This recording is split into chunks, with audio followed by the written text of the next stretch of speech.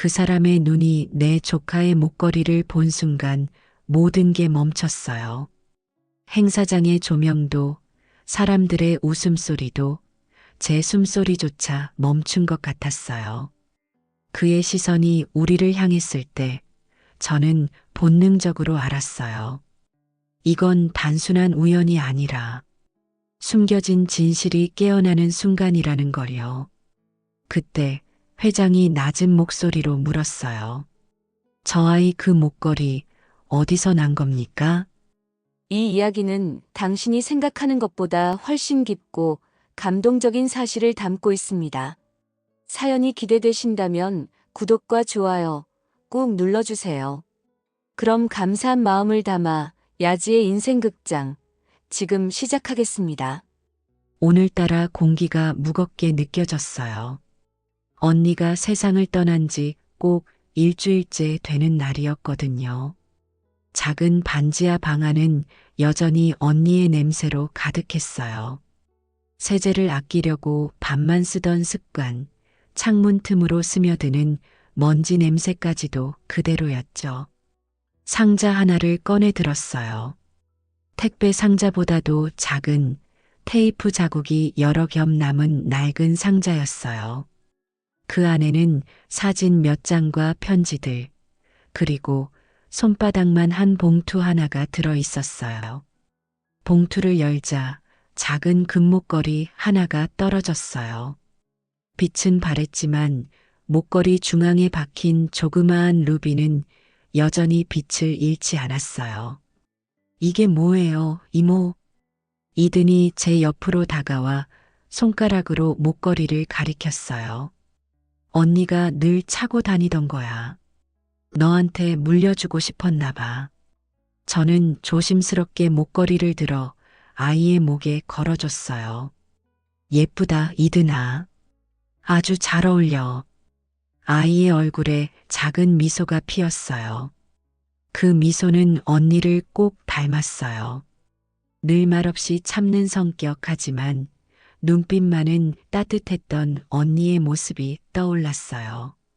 목걸이를 만지작거리던 이든이 제게 물었어요. 이모, 이건 엄마 냄새가 나요. 그 한마디에 숨이 멎었어요. 그날 밤 저는 잠을 이루지 못했어요. 언니의 유품을 정리하며 떠오르는 기억들이 머리를 맴돌았어요. 언니는 언제나 강했어요. 고등학교도 졸업하지 못했지만 저를 키우기 위해 공장에서, 식당에서 안 해본 일이 없었죠. 그런 언니가 병원 침대 위에서 마지막으로 제 손을 잡으며 했던 말이 아직도 생생했어요. 이 아이는 내 전부야. 제발 지켜줘. 그 후로 저는 하루하루를 버티며 살았어요. 새벽에는 건물 청소를 하고 낮에는 병원 급식실에서 일했어요. 하지만 이든이 제품에 안겨 잠드는 모습을 보면 다시 하루를 견딜 수 있었어요. 며칠 뒤 회사에서 창립기념 행사 인력이 부족하다는 연락이 왔어요. 청소 용역 인력 중 몇 명이 행사장 보조로 투입된다고 했죠. 평소보다 조금 더 깔끔한 복장을 하라는 말에 저는 깨끗한 작업복을 다림질했어요. 이든아, 오늘은 이모랑 회사 행사장 갈 거야. 조용히 옆에만 있어야 해, 알겠지? 응, 나 조용히 있을게. 이든은 자신이 큰일을 맡은 사람처럼 고개를 끄덕였어요. 행사장에 도착하자 화려한 조명과 사람들의 웃음소리가 쏟아졌어요. 커다란 호텔 연회장은 반짝거리는 샹들리에 아래에서 빛이 흩어졌고 양복을 입은 남자들과 드레스를 입은 여자들이 샴페인 잔을 들고 대화를 나누고 있었어요. 그 속에서 저는 구석에 놓인 카펫의 먼지를 털고 테이블을 정리했어요. 이든은 제 옆에서 제복 끝을 꼭 붙잡고 있었죠. 그때 뒤에서 누군가 다가오는 발소리가 들렸어요. 구두 굽이 단단한 대리석 바닥을 두드리는 소리. 저는 고개를 돌리려다 멈췄어요. 이든이 제 손을 꼭 잡았어요. 이모, 저 아저씨 나봐요. 그 순간 아이의 목에 걸린 금목걸이가 조명에 반사되어 반짝였어요. 정서준 회장이 우리 앞에 서 있었어요. 그는 잠시 말을 잃은 듯 저와 아이를 번갈아 보았어요. 저 아이. 그의 낮은 목소리가 묘하게 떨렸어요. 그 목걸이 어디서 난 겁니까? 주변이 조용해졌어요. 하객들의 웃음소리가 멀어지고 공기가 얼어붙은 것 같았어요. 저는 머릿속이 하얘졌어요. 무슨 대답을 해야 할지 몰랐어요. 이건 제 언니의 유품이에요. 제 입에서 간신히 그 말이 나왔어요. 정서준의 눈빛이 흔들렸어요. 그는 아무 말 없이 고개를 돌리고 천천히 걸어갔어요. 남겨진 우리는 그 자리에 얼어붙은 듯 서 있었어요. 행사가 끝난 뒤 직원 한 명이 제게 다가왔어요. 한소윤 씨 회장님이 내일 오전 10시에 본사로 오라고 하셨어요. 그 말이 끝나자마자 제 심장은 쿵 하고 내려앉았어요. 이유도 모른 채 무언가 거대한 일이 다가오고 있다는 걸 느꼈어요. 그날 밤 이든은 잠들지 못했어요. 이모, 그 아저씨 나 무서워요. 저는 아이의 머리를 쓰다듬으며 속삭였어요. 괜찮아, 이든아. 이모가 있잖아. 하지만 제 손끝은 미세하게 떨리고 있었어요. 새벽이 오기 전까지 잠들지 못했어요. 창밖에서 비가 내리기 시작했어요.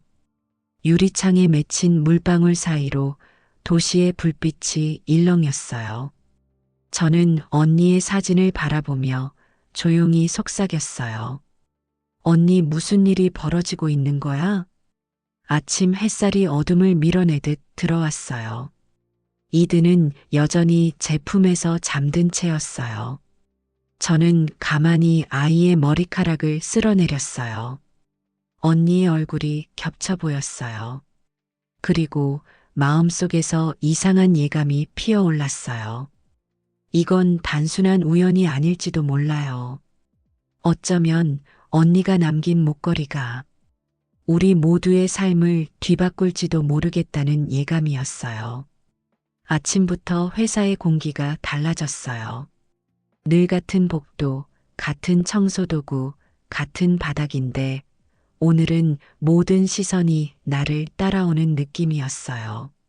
손에 잡히는 걸레가 유난히 무겁고 등줄기를 따라 서늘한 기운이 올라왔어요. 한소윤 씨, 잠깐 보안팀으로 오시죠. 점심 무렵 관리팀장이 무표정하게 말했어요. 보안실 문은 무겁게 닫혔고 책상 위엔 내 인사기록표와 가족관계 증명서가 놓여 있었어요. 요즘 본사 보안 강화 차원에서 전 직원 확인 중입니다. 그들은 말했지만 그 시선은 확인 이상이었어요. 아이 이든의 이름이 붉은 펜으로 표시되어 있는 걸 봤어요. 심장이 쿵 하고 떨어졌어요. 퇴근 시간이 되어도 그 시선은 사라지지 않았어요. 엘리베이터 안에서도 복도에서도 낯선 사람들의 속삭임이 따라붙었어요. 그 여자 회장님이랑 무슨 사이래? 아이 아버지가 누구래? 소문은 순식간에 불붙는 종이처럼 번졌어요. 저는 이든을 데리러 유치원으로 갔어요.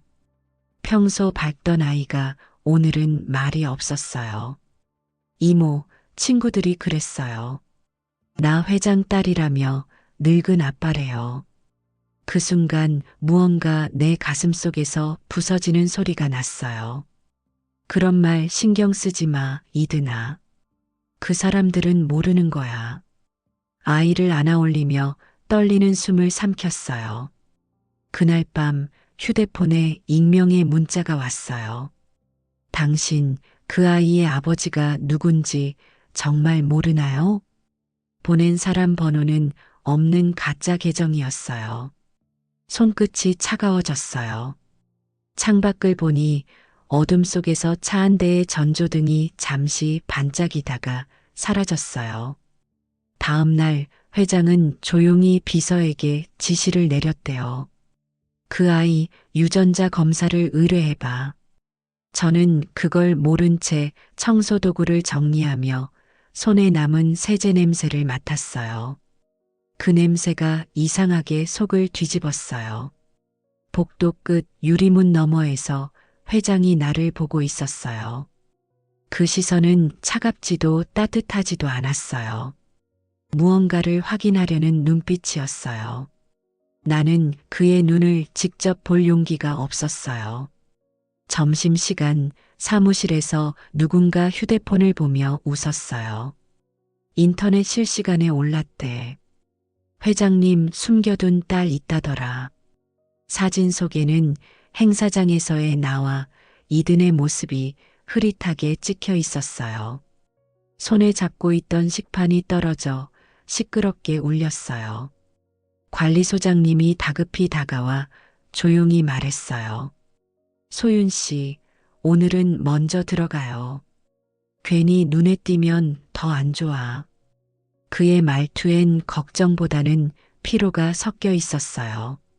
나는 작은 고개를 끄덕이고 뒤돌아섰어요.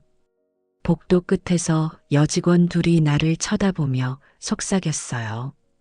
정말 그 아이라면 회사 끝나는 거 아냐? 그 말이 귓가를 때렸어요. 집으로 돌아오는 길, 하늘이 유난히 무거웠어요. 비가 내릴 것 같았지만 떨어지진 않았어요. 이든은 창문에 얼굴을 붙이고 있었어요.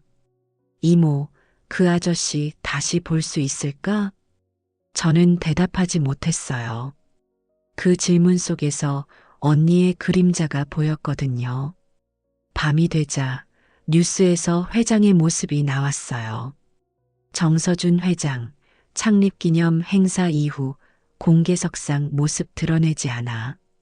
기자는 회장의 건강 이상설을 언급했지만 나는 그게 아니란 걸 알았어요. 그는 무엇인가를 확인하고 있을 거예요. 그리고 그 무엇이 우리 인생을 바꿀 거라는 걸 느꼈어요. 이든은 내 품에서 잠이 들었어요. 작은 숨결이 규칙적으로 흔들렸어요. 나는 그 목걸이를 살짝 벗겨 손바닥에 올려두었어요. 루비빛이 어둠 속에서도 희미하게 빛났어요.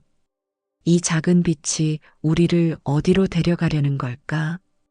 입술 사이로 새어나온 말이 방 안에 울렸어요.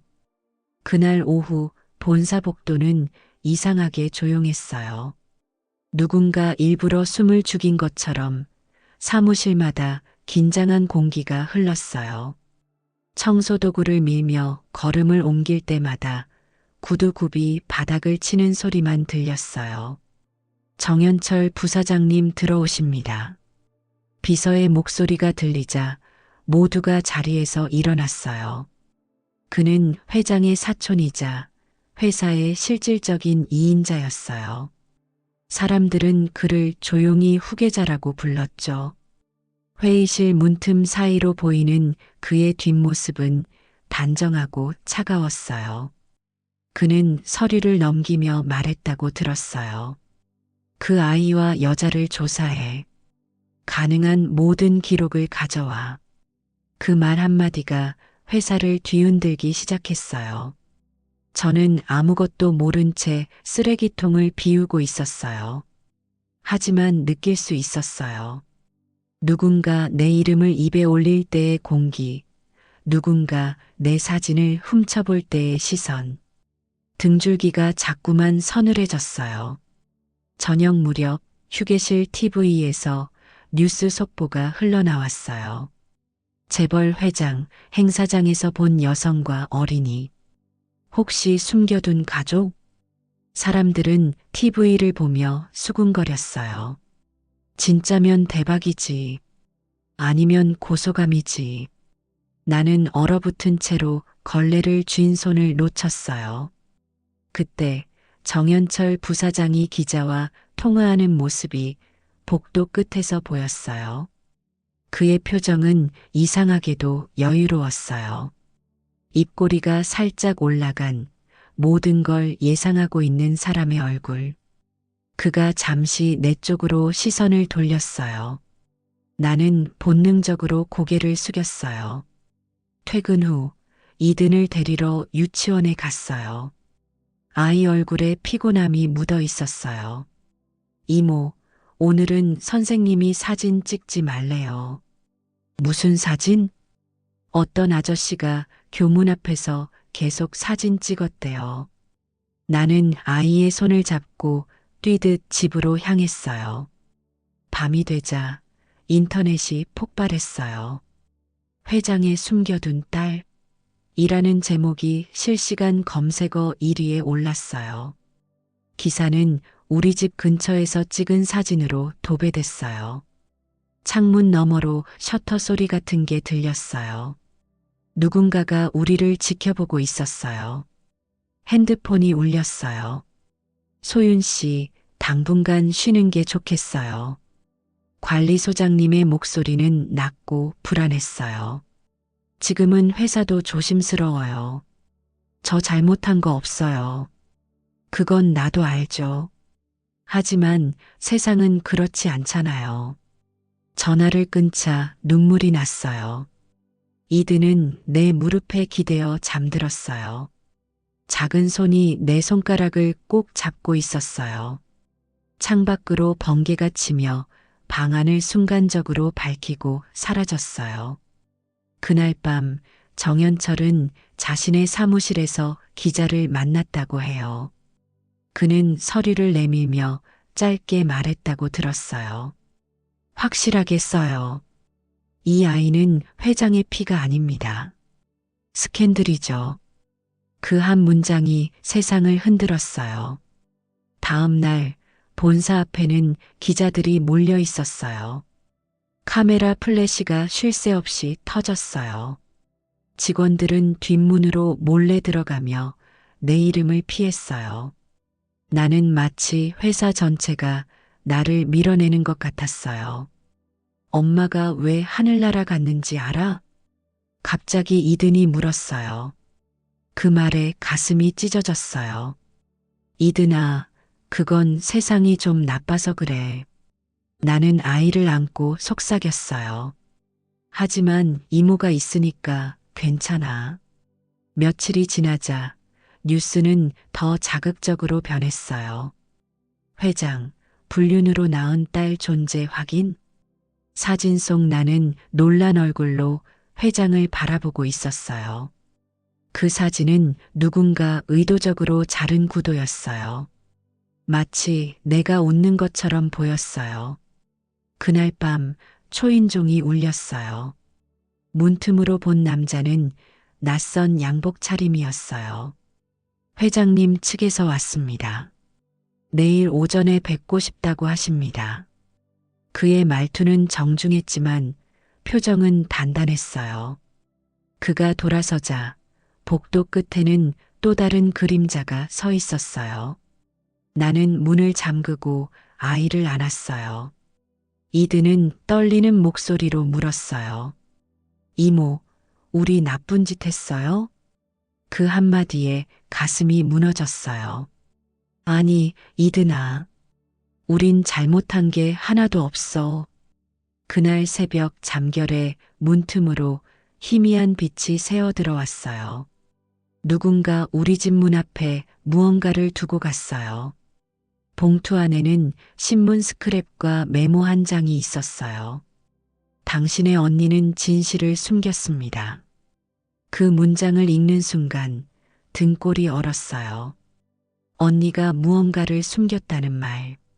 그건 무슨 뜻일까? 이제 나는 진실을 알아야 했어요. 그렇지 않으면 이 아이를 지킬 수 없을 것 같았어요. 밤이 깊어갈수록 방 안의 공기가 무거워졌어요. 언니가 남긴 물건들을 정리하던 손끝이 멈출 때마다 먼지가 날렸어요.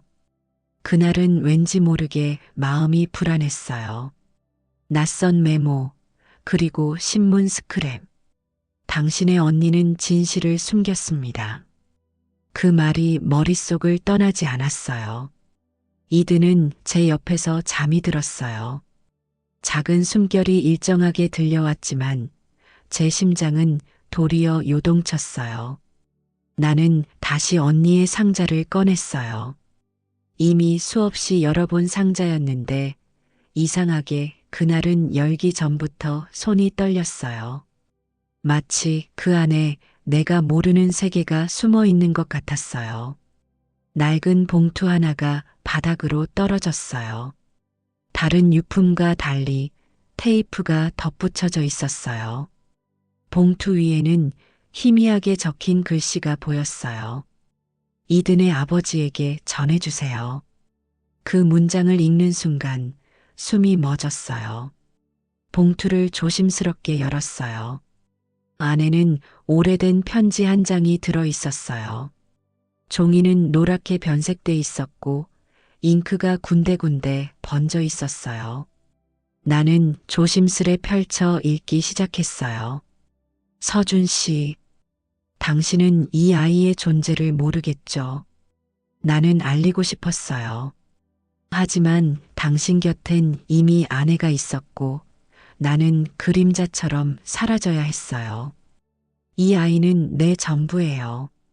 이 아이를 지키기 위해 나는 당신의 세계를 떠납니다. 글씨 끝이 번져서 읽기 힘들었지만 문장마다 언니의 체온이 남아 있었어요. 언니가 얼마나 많은 밤을 울었는지, 얼마나 두려웠는지 느껴졌어요. 나는 편지를 끌어안고 한참을 울었어요. 눈물이 종이에 스며들어 잉크가 번졌어요. 이든이 깨어났어요. 이모, 왜 울어요? 아니야, 아무것도 아니야. 엄마 생각났어요? 응, 엄마 생각났어. 그 말을 하는데 목이 메었어요. 나는 목걸이를 꺼내 들었어요. 루비가 희미하게 빛나며 편지에 잉크 자국을 비쳤어요. 그때 깨달았어요. 언니가 이 목걸이를 왜 끝까지 지켰는지. 이건 단순한 장식이 아니었어요. 진실로 가는 열쇠였어요. 목걸이 뒷면의 각인을 유심히 봤어요. S, J, 2J, Y. 그제야 모든 퍼즐이 맞춰지기 시작했어요. 서준, 정서준. 언니가 그 사람을 사랑했던 거예요. 그리고 그 사랑의 흔적이 바로 이든이었어요. 손끝이 떨렸어요. 내가 두려워하던 게 진실이었다니. 그동안 들었던 소문, 회사의 시선, 회장의 반응까지 모든 게 한 줄로 이어졌어요. 나는 결심했어요. 확인해야 했어요. 이든이 누구의 딸인지 그 진실을 세상 누구보다 먼저 알아야 했어요. 그래야 이 아이를 지킬 수 있었어요. 다음 날 아침 이든을 학교에 보내고 바로 병원으로 향했어요. DNA 검사를 맡기기 위해서였어요. 검사실의 하얀 벽과 냉기 어린 공기가 낯설었어요. 모발 샘플과 구강 상피 세포를 채취하겠습니다. 직원이 말했다. 손끝에 힘이 들어갔어요. 이든이 혹시 아프지 않을까 걱정됐어요. 검사를 마치고 돌아오는 길 회사에서 전화가 왔어요. 소윤 씨, 오늘은 쉬는 게 좋겠어요. 회장님이 뵙자 하셨지만 상황이 좋지 않아요. 그 말의 뜻을 묻기도 전에 전화를 끊었어요. 전화기 너머에서 들려온 사람들의 소리, 카메라 셔터, 기자의 목소리가 뒤섞여 있었어요. 그날 밤 복도 창문 너머로 낯선 빛이 깜빡였어요. 이든을 재우고 문을 잠갔지만 잠시 후 또 소리가 들렸어요. 창문을 통해 누군가 우리 집을 보고 있었어요. 그 눈빛이 너무도 차가워서 소름이 돋았어요. 다음 날 우편함에 또 다른 봉투가 있었어요. 진실을 숨기면 아이를 잃게 됩니다. 서명이 없었어요. 하지만 그 문장은 협박처럼 느껴졌어요. 나는 경찰에 신고를 고민했어요. 하지만 언론이 이미 우리를 물고 늘어진 상황에서 그게 더 큰 화를 부를지도 몰랐어요. 결국 봉투를 불태워 버렸어요. 불길 속에서 종이가 검게 말라가며 타들어갔어요. 이든이 제 옆으로 와서 묻었어요.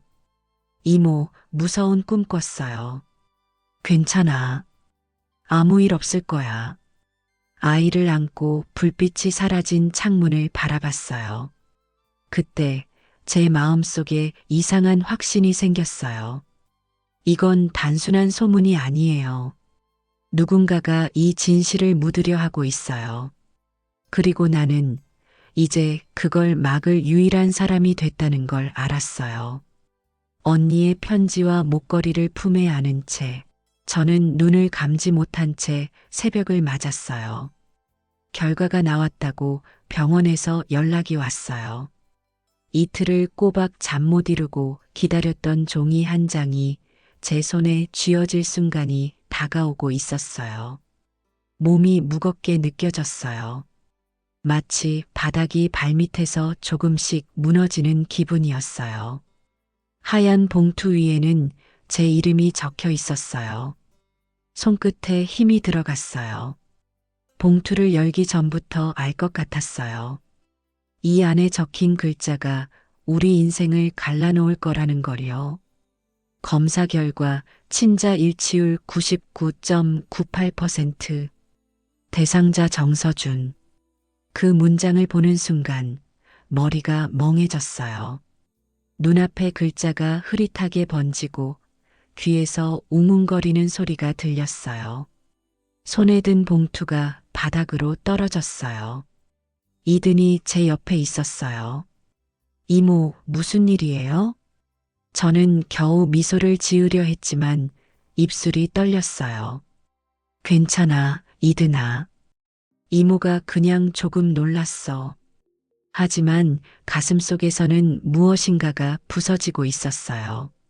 집으로 돌아오는 길, 하늘은 잿빛으로 가득했어요. 비가 올 듯한 공기, 멀리서 들려오는 자동차 경적 소리, 모든 게 낯설고 두려웠어요. 나는 봉투를 다시 가방 속 깊이 밀어 넣었어요.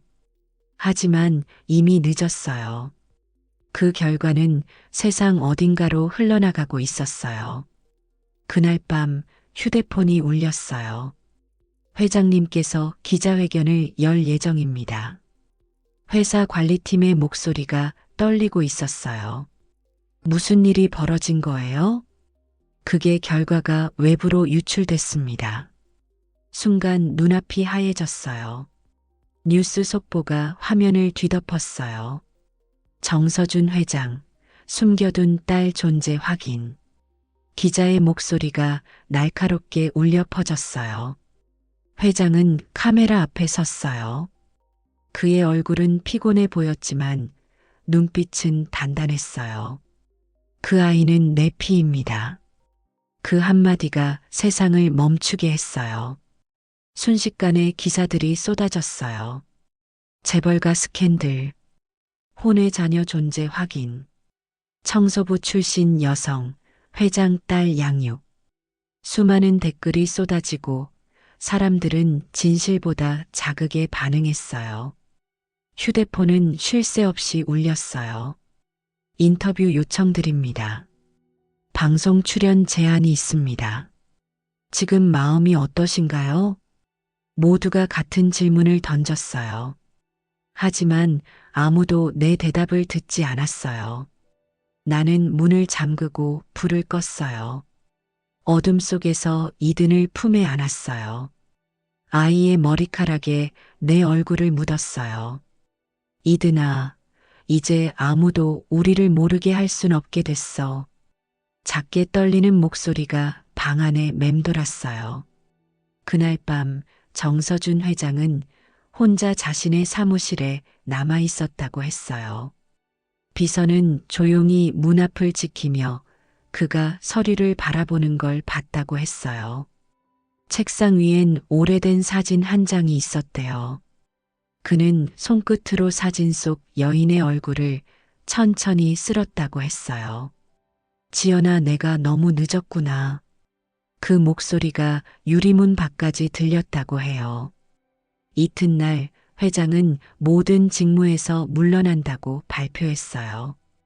그의 얼굴은 담담했지만 손등의 힘줄이 하얗게 솟아 있었어요. 책임은 내가 집니다. 이 아이는 내 죄의 결과이자 내 남은 생의 이유입니다. 그의 말이 끝나자 기자들의 카메라 플래시가 한꺼번에 터졌어요. 회사 안은 혼란에 빠졌어요. 임원들은 그를 지지하는 척하면서도 속으로 계산기를 두드리고 있었어요. 정현철 부사장은 냉정한 표정으로 기자들을 향해 말했다고 했어요. 회장님의 개인적인 일입니다. 회사는 변함없이 운영됩니다. 그 말이 더 큰 불길에 기름을 부었어요. 퇴근길에 모르는 번호로 전화가 왔어요. 조심하세요. 그 사람들은 이 일로 끝내지 않을 겁니다. 목소리는 낮고 침착했지만 낯익었어요. 아마 회사 사람 중 한 명이었을 거예요. 전화가 끊기자마자 창밖으로 번개가 쳤어요. 밤새 잠을 이루지 못했어요. 이드는 내 품 안에서 작게 중얼거렸어요. 이모, 그 아저씨가 내 아빠예요? 대답하지 못했어요. 하지만 눈물이 뺨을 타고 흘러내렸어요. 아침이 되자 기자들이 집 앞에 몰려왔어요. 카메라 플래시가 현관문 유리창을 하얗게 비쳤어요. 문을 열 수도 나갈 수도 없었어요. 나는 커튼을 닫고 아이를 꼭 안았어요. 괜찮아, 이드나. 이모가 지켜줄게. 하지만 속으로는 알았어요. 이제부터 진짜 폭풍이 시작된다는 걸요. 언니의 비밀이, 회장의 고백이, 그리고 세상의 시선이 모두 우리를 향해 쏟아지기 시작했어요. 나는 편지와 목걸이를 손에 꼭 쥐었어요. 루비빛이 손바닥 안에서 희미하게 흔들렸어요. 그 불빛은 마치 마지막 남은 용기 같았어요. 이건 아직 끝이 아니야. 나 자신에게 그렇게 말했어요. 회장이 자리에서 물러난 지 사흘째 되는 날, 회사는 이미 다른 세상이 되어 있었어요. 엘리베이터 안에는 더 이상 회장의 초상화가 걸려 있지 않았고, 그 자리를 대신한 건 정현철 부사장의 미소 띤 얼굴이었어요. 누구도 대놓고 말하지 않았지만 이제 회사의 주인은 그였어요. 나는 그날 아침에도 평소처럼 청소도구를 챙겼어요. 하지만 출입증이 작동하지 않았어요. 문 앞에 경비가 서 있었어요. 한소윤 씨는 오늘부터 출입 제한이에요. 그의 말투는 사무적이었지만 눈빛은 냉담했어요. 회사 측 결정입니다. 잠시 쉬시는 게 좋을 것 같아요. 그 말은 내쫓김을 의미했어요. 복도 끝에서 몇몇 직원들이 속삭였어요. 결국 그렇게 됐네. 회장 없는 회사에선 설 자리 없지. 나는 그 자리를 떠났어요. 집으로 돌아오는 길에 휴대폰이 울렸어요. 낯선 번호였어요. 오늘 저녁 8시 본사 지하 주차장에서 뵙죠. 낯익은 목소리였어요. 정현철. 그는 왜 나를 부른 걸까? 두려움이 목구멍까지 차올랐어요. 하지만 피할 수 없었어요. 이든을 지키려면 그와 마주해야 했어요. 해가 저물 무렵 비가 내리기 시작했어요. 지하 주차장은 축축했고 형광등이 깜빡였어요. 나는 이든의 손을 잡고 약속된 자리에 섰어요. 그는 어두운 양복 차림으로 나타났어요. 손에는 서류 봉투 하나가 들려 있었어요. 한소윤 씨. 그의 목소리는 낮고 단단했어요. 이 일에서 손 떼요. 아이를 위해서라도. 그가 봉투를 내밀었어요. 안에는 거액의 수표와 문서 몇 장이 들어 있었어요. 이건 뭐예요? 합의서입니다. 당신이 언론과 거리를 두고 회사에 대한 언급을 하지 않으면 이 돈은 당신 겁니다. 거절하면요? 그는 짧게 웃었어요. 당신과 아이가 다칠 수도 있죠. 숨이 멎을 것 같았어요. 그의 눈빛은 농담이 아니었어요. 아이를 생각하세요. 어른들의 일에 얽히면 안 돼요. 그가 돌아서려는 순간 다른 차가 들어왔어요. 차 안에는 회장의 비서 박 실장이 타고 있었어요. 그는 차에서 내려 나를 불렀어요. 소윤 씨, 회장님께서 뵙자 하십니다. 지금 당장. 정연철의 얼굴이 일그러졌어요. 그분은 이제 아무 영향력도 없어요. 그건 부사장님 생각이시죠. 비서는 단호하게 대답했어요. 그 순간 정연철의 손이 주머니 쪽으로 움직였어요. 빛이 번쩍였어요. 박 실장이 나를 밀어냈어요. 바닥에 떨어진 것은 칼날이었어요. 지금 나가요. 비서의 목소리가 절박했어요. 나는 이든의 손을 잡고 뛰었어요. 뒤에서 타이어가 미끄러지는 소리, 사람들의 고함, 그리고 차 문이 쾅 닫히는 소리가 뒤섞였어요. 비가 쏟아지기 시작했어요. 밖으로 나오는 순간 숨이 막혔어요. 회장은 병원에 입원해 있었어요. 비서는 우리를 데리고 조용한 병실로 안내했어요. 회장은 창가에 앉아 있었어요. 얼굴이 창백했지만 눈빛만은 살아 있었어요. 소윤 씨 올 줄 알았소. 그의 목소리는 낮았어요. 이 일은 제 책임입니다. 지연이 당신 언니가 떠날 때 모든 걸 말하지 않았지요. 그는 책상 서랍에서 오래된 서류를 꺼냈어요. 이건 내가 써둔 친자 확인서요. 누가 뭐라 해도 이든은 내 딸입니다. 그 종이를 건네받는 순간 눈물이 쏟아졌어요. 그의 손등 위로 눈물이 떨어졌어요. 지연이는 마지막까지 당신을 믿었소. 그 아이를 꼭 지켜주시오. 그의 목소리가 점점 희미해졌어요. 비서가 다급히 호출 버튼을 눌렀어요. 의사와 간호사들이 뛰어왔어요. 기계음이 병실을 채웠어요. 맥박이 떨어집니다. 나는 손을 꼭 쥐었어요. 회장님, 아직 끝이 아니에요. 하지만 그 눈빛이 서서히 닫혔어요.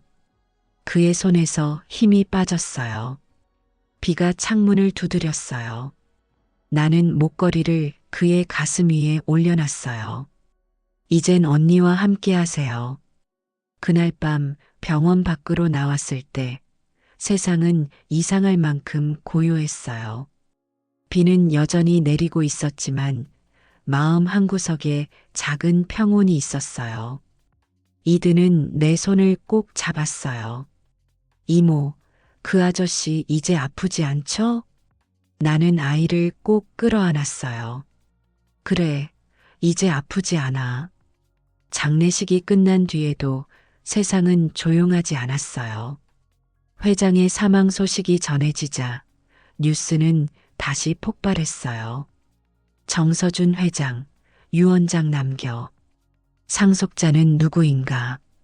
사람들의 시선이 다시 우리를 향했어요. 정연철은 신속하게 움직였어요. 회장님께서 남긴 공식 문서는 없습니다. 그는 언론 앞에서 그렇게 말했어요. 하지만 나는 알고 있었어요. 회장이 내게 건네준 친자 확인서가 전부가 아니라는 걸요. 박 실장이 내게 봉투 하나를 건넸어요. 이건 회장님이 마지막으로 준비하신 겁니다. 정현철 부사장이 모든 걸 덮기 전에 공개해야 합니다. 봉투 안에는 USB 하나가 들어 있었어요. 심장이 두근거렸어요. 이 안에 무엇이 들어 있는 걸까? 며칠 뒤 법원에서 상속 관련 심리가 열렸어요. 변호사도 기자도 사람들의 눈빛도 모두 차가웠어요. 정현철은 여전히 여유로운 미소를 지으며 앉아 있었어요. 그 여자가 무슨 증거를 가지고 있다는 거지? 그의 시선이 내게 꽂혔어요. 재판장이 입을 열었어요. 한소윤 씨, 제출하실 증거가 있다고 하셨죠? 나는 가방에서 USB를 꺼내 테이블 위에 올려놓았어요. 회장님께서 직접 남기신 녹음 파일입니다. 정현철의 얼굴이 순간 굳었어요. 스피커에서 회장의 목소리가 흘러나왔어요. 이든은 내 딸이다. 이 아이가 내 이름으로 세상을 살아가길 바란다. 내 지분의 전부를 그녀에게 상속한다. 법정이 술렁였어요. 정현철의 손이 떨렸어요. 거짓말이야. 조작된 파일이야. 그가 소리쳤어요. 하지만 검찰 측에서 다른 문서를 꺼냈어요. 회장님의 자필 서명과 녹음이 일치합니다. 그 순간 모든 게 끝났어요. 판사가 결론을 내렸어요. 법원은 고 정서준 회장의 유언을 인정합니다. 상속자는 서이든 양. 그 말이 끝나자 내 눈에서는 눈물이 흘렀어요. 이든이 제 손을 꼭 잡았어요. 이모, 나 이제 아빠 딸이에요? 그래, 이든아. 이제 세상이 그걸 알아. 정현철은 고개를 숙인 채 아무 말도 하지 않았어요. 기자들이 몰려들었지만 그는 대답하지 않았어요. 그의 표정은 무너져 내린 성처럼 텅 비어 있었어요. 그동안 쌓아 올린 권력과 욕심이 한순간에 무너진 거예요. 법원을 나서는 길, 햇살이 눈부시게 쏟아졌어요. 오랜만에 하늘을 올려다봤어요. 이든이 제 손을 꼭 잡고 뛰었어요. 이모, 우리 이제 어디 가요? 조용한 데로 가자. 이제 정말 숨지 않아도 되니까. 기자들이 몰려와 질문을 쏟아냈어요. 지금 심정이 어떠세요? 앞으로 계획은? 나는 잠시 멈춰 섰어요. 그리고 천천히 대답했어요. 그저 이 아이가 평범하게 웃을 수 있길 바랄 뿐이에요. 그 말에 기자들의 셔터 소리가 잠시 멈췄어요.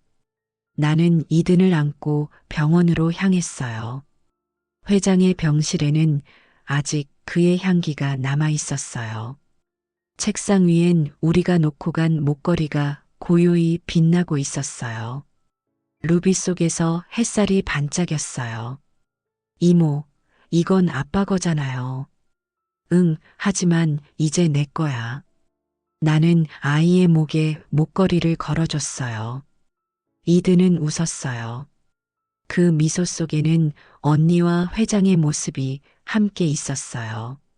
창문을 열자 바람이 불었어요. 커튼이 부드럽게 흔들렸어요. 그 바람 속에서 회장의 목소리가 들리는 것 같았어요. 지켜줘서 고맙소. 나는 눈을 감고 대답했어요. 이제 정말 약속 지켰어요. 가을이 깊어가고 있었어요. 바람에 섞인 낙엽 냄새가 마음을 차분하게 만들었어요. 그동안의 폭풍이 마치 먼 예질처럼 느껴졌어요. 이든은 초등학교 2학년이 되었어요. 매일 새 옷을 입고 스스로 가방을 메고 유치한 농담을 하며 웃었어요. 이제 그녀는 세상의 중심이 아니라 평범한 아이로 살고 있었어요. 그게 내가 바라던 전부였어요. 회사에는 전문 경영인이 들어왔고, 이드는 아버지가 남긴 주식의 상속자로 이름이 올랐어요. 하지만 우리는 그 사실을 자랑하지 않았어요. 그저 조용히 남들이 모르는 평범한 하루를 이어가고 싶었어요. 나는 여전히 건물의 청소 일을 했어요. 사람들은 내게 물었어요. 이제 돈도 많고 여유 있을 텐데 왜 계속 일해요? 나는 웃으며 대답했어요. 일을 하면 세상과 연결돼 있다는 느낌이 들어요. 그게 진심이었어요. 청소도구를 정리하고 복도를 지나가면 가끔 회장의 목소리가 들리는 것 같았어요. 소윤 씨, 그 아이를 부탁하오.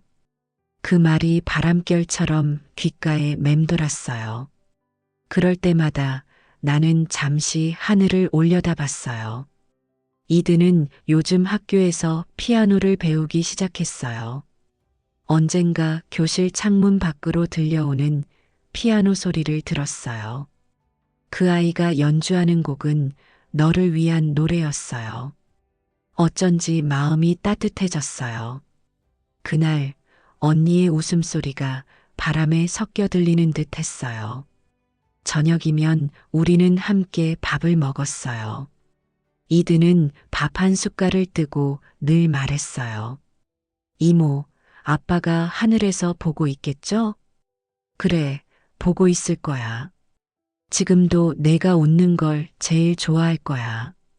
그 말에 이드는 꼭 웃었어요. 루비 목걸이는 여전히 아이의 목에 걸려 있었어요.